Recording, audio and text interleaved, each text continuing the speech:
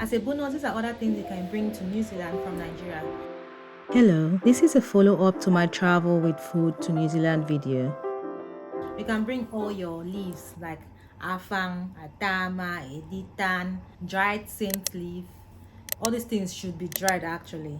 So you dry them, you package them, label in English, and also include the scientific name if you can. If you don't have the scientific name, don't worry about it, but the label has to be in English. You can also bring zobo, the leaves, the dried hibiscus flower. That is allowed as well. When I returned from one of my trips from Australia, I carried apple. I had 2 apples with me and they were in my bag. I wanted to eat it. I planned to eat the apple, but I sort of did not get around to eating it. Then I arrived at the airport and I remember that I carried apple. I often declare, even if it's just chocolate, it's food, declared. And they were like, what do you have? And I'm like, I have an apple, fresh or dried. I said fresh. They were like, I went to the another step, and the biosecurity officer asked that I remove that my apple to see. And I showed him the apples. I was like, I'm sorry, you cannot take this in. I removed the apples.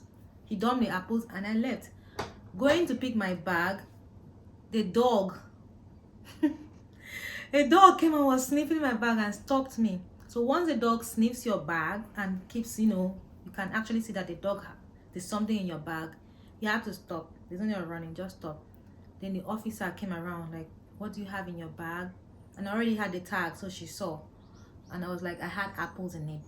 But because that smell was still there, the scent, the dog could actually perceive it, residual scent. And she checked to confirm that there's no apple at all before I was let go. So fresh fruits and vegetable is a no-no to New Zealand. The first time I came to New Zealand, I brought fish, nsariya, those curly ones, and I wrapped them whole in a black bag, then wrapped with newspaper. No, newspaper fits in a black bag. So when I arrived, the lady checked my bag because I declared food, and it was like, what is this? I said fish, and she said, can I have a look? And at that time I did not really read all these things to know. And she opened it and she was like, I'm sorry, this cannot go. And I said, but it's fish.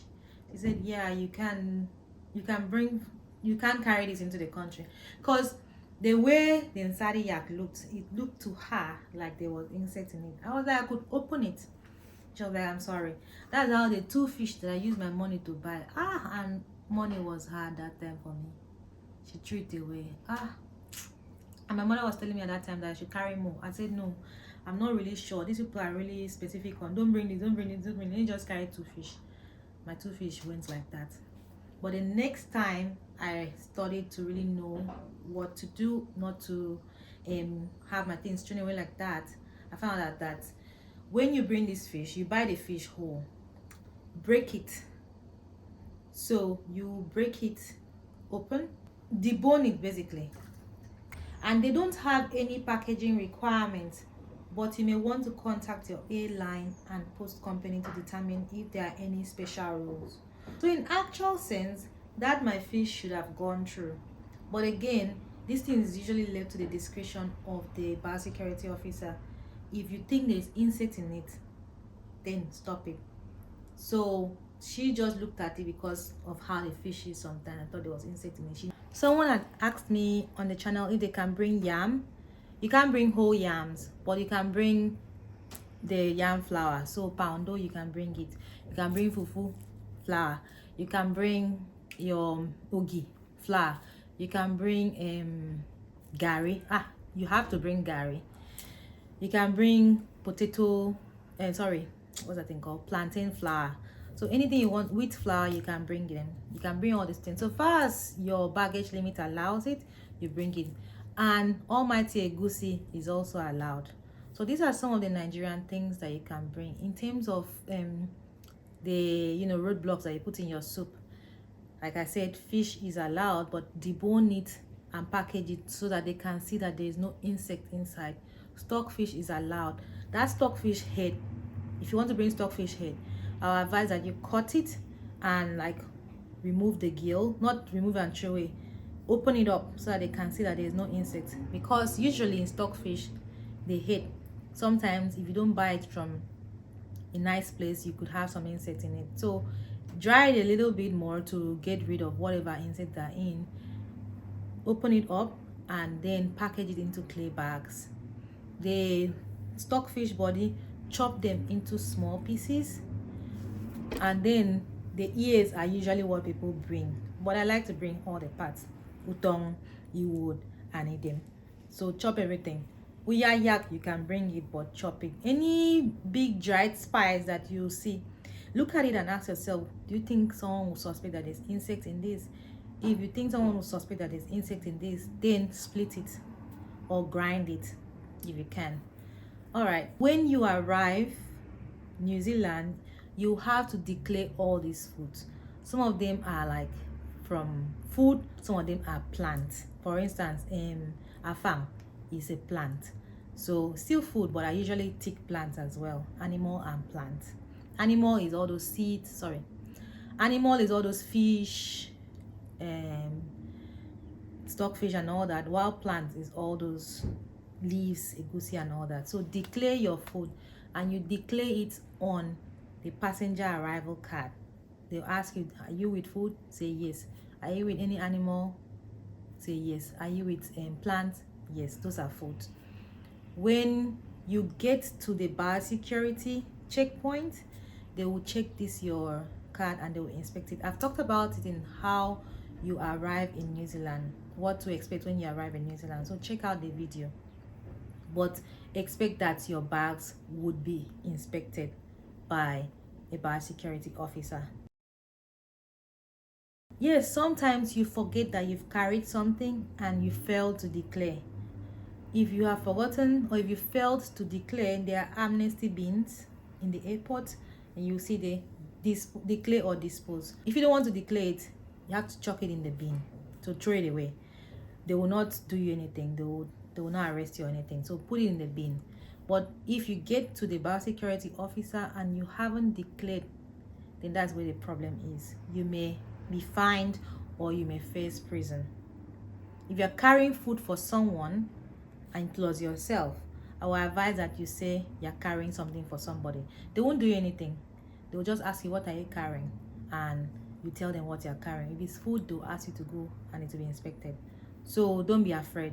Declare it. If you are not sure, declare it.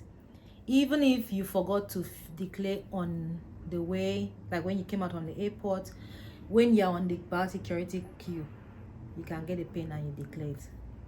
But the whole thing is that if you don't declare your food, you would be in trouble. That's just it. New Zealand have made it easy for people to know what to declare and what not to declare. If you go to the website, there's a tool that will help you decide on what is allowed and what is not allowed. There's also another link. I'm going to put all of this in the description box that tells you specific foods that you can actually bring. So you go there and then you type in the name. Usually the botanical name is what they want. You type in the name and it will give you a list. But like I said, sometimes they don't know all the food in the whole world, so your food may not be on that list, but it actually falls under the class of foods that are allowed. Then bring it, but package it properly. If you cannot package it yourself, you can have it commercially packed. Otherwise, you can put it in a Ziploc bag and then you label the name. Some people go to extra mile of putting the dates and all those things, but just writing the name is fine because it's for your personal use. However, some of the things like stock cubes, that you cannot make that one, so don't unwrap it, put it in its package. So that is my very extensive and detailed discussion about the kind of foods that you are allowed to bring to New Zealand and the kind of foods that you're not allowed to bring to New Zealand. I'm really specifically targeting Nigerians, but this also applies to anyone from any country so far as you are coming to New Zealand. Even New Zealand citizens are always subjected to these checks too. So how much more you, who is not a citizen? So the link to the websites will be in the description box. Go there and check. If you have any questions, you can let me know in the comment section or you send me directly on my Facebook page. All right, I hope this helps you and answers all your burning questions, because I've seen so many of these questions on my channel asking me about what kind of food they can bring to New Zealand. I hope I've answered all your questions. If you have more, please feel free to ask in the comment section. Let's have a discussion. All right, take care, and I'll see you in the next one. Bye now.